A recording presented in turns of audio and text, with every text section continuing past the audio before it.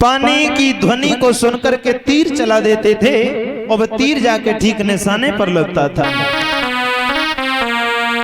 दशरथ ने क्या किया, पानी की कलकल ध्वनि सुनी,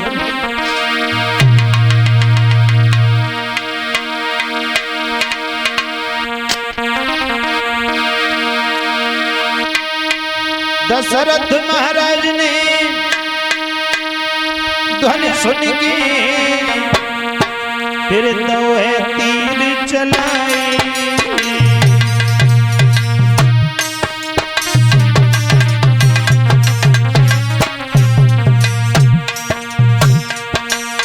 हुआ ये, जब पानी की कलकल ध्वनि सुनी दशरथ महाराज सोचने लगे, मुझे लगता है कोई जानवर नदी में पानी पी रहा है। दूर खड़े होकर झाड़ी में से छुप कर तीर चला दिया। जानवर तो नहीं था, महाराज रिश्ते में भानज लगते थे श्रवण कुमार दशरथ के। दशरथ का चलाया हुआ वो तीर श्रवण कुमार की छाती में जाके लगा। तीर जब लगा, आय मैया मैया कही के रे गिर गो बलधारी।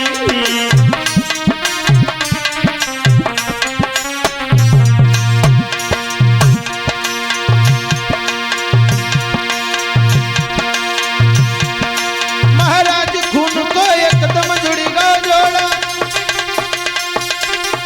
और नदी पार राजा ने छोड़।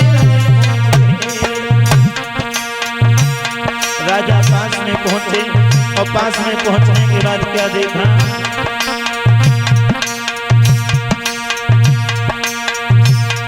अपने हाथन सो राजा ने नहीं बेटा हनदीन, अपने हाथन से राजा ने भंजे कोई हनदीन।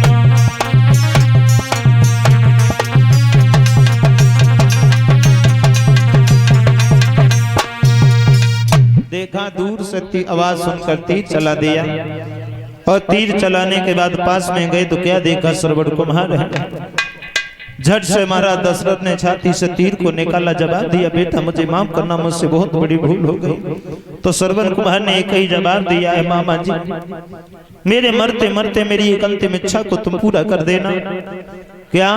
बोले हमारे माँ और बाप प्यासे वहां मर रहे हैं, उन्हें जाकर के एक बूंद पानी पिला देना। दशरथ महाराज से इतने कहने के बाद श्रवण कुमार तो वहां खत्म हो गए। पानी लेकर के महाराज दशरथ आए, आवाज सुनकर पहचान लिया कि मेरा बेटा नहीं कोई और है। जवाब दिया, मेरा बेटा कहां? तो दशरथ ने रोते हुए हिचकियों के साथ में कहा, मेरा तुम्हारा बेटा मर गया, मुझसे ही धोखे में ये पाप हो गया। तो जवाब दिया है महाराज उद्यालक मुनि ने कि जैसे आज मैं अपने पुत्र के वियोग में मर रहा हूं, वैसे एक दिन ओरे राजा तू भी अपने पुत्र के वियोग में ही मरेगा। इतना कहने के बाद उद्यालक मुनि चंद्रकला ने भी अपने प्राणों को वही वन में छोड़ दिया। महाराज तो राजा एक बार तो हंसे फिर रोए। हंसे इसलिए कि हमारे घर में कोई बच्चा ही नहीं है, मेरे घर में कोई बालक ही नहीं है, तो भला हम बालक के वियोग में मरेंगे कैसे? आइए, तो यही कारण था जो संत महात्माओं की आन मान और मर्यादा निभाने के लिए आज भगवान महाराज दशरथ के यहाँ पर आए। क्योंकि यदि भगवान दशरथ के घर में ना आते तो संत का दिया हुआ श्राप झूठा हो जाता कि पुत्र के वियोग में मरेगा, घर में बच्चा तो था ही नहीं। तो आज तीनों रानियां गर्भवती, धीरे धीरे 9 मास व्यतीत हुए। 9 मास जब व्यतीत हुए तो तीनों रानियों के गर्भ से बड़े सुंदर सुंदर बालकों ने जन्म लिया। और जब बड़े सुंदर बालकों ने जन्म लिया तब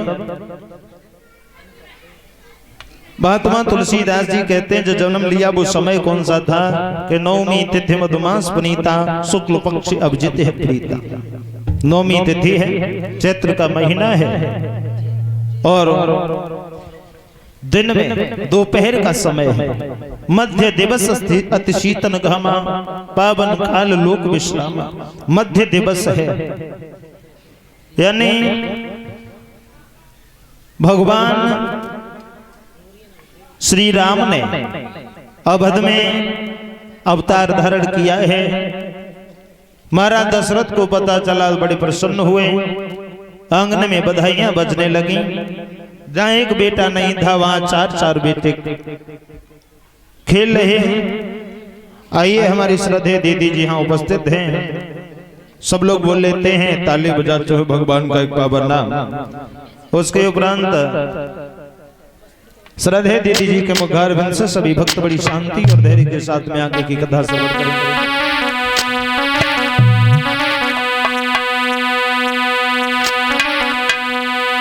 अरे राम रस जो नर पी गए तो नहीं कोएगा बेड़ा पार।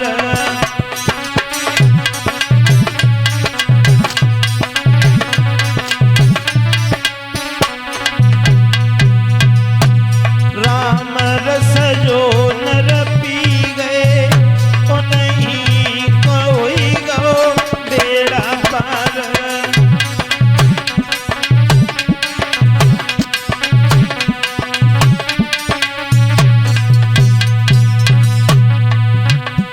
राम रस मीरा पी गई छान राम रस।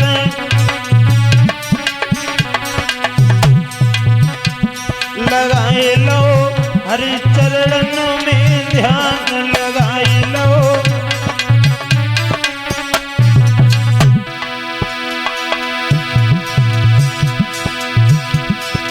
अरे जहरू सांवरिया पिवाई गए तो नहीं कोई गो बेड़ा पार।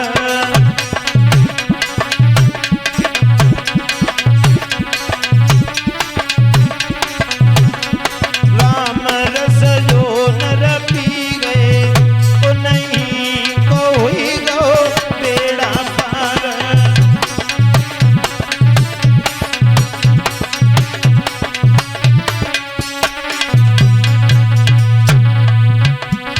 राम रस द्रौपदी पी गई छान राम रस।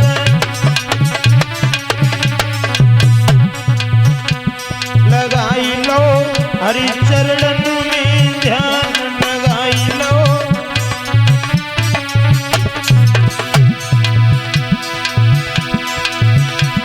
चीर सांवरिया बढ़ाई गो तो नहीं कोएगो बेड़ा पार।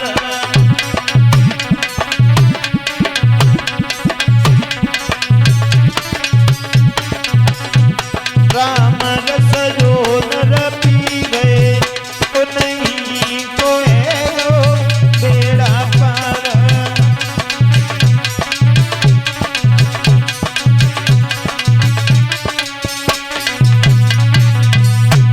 राम रस नरसी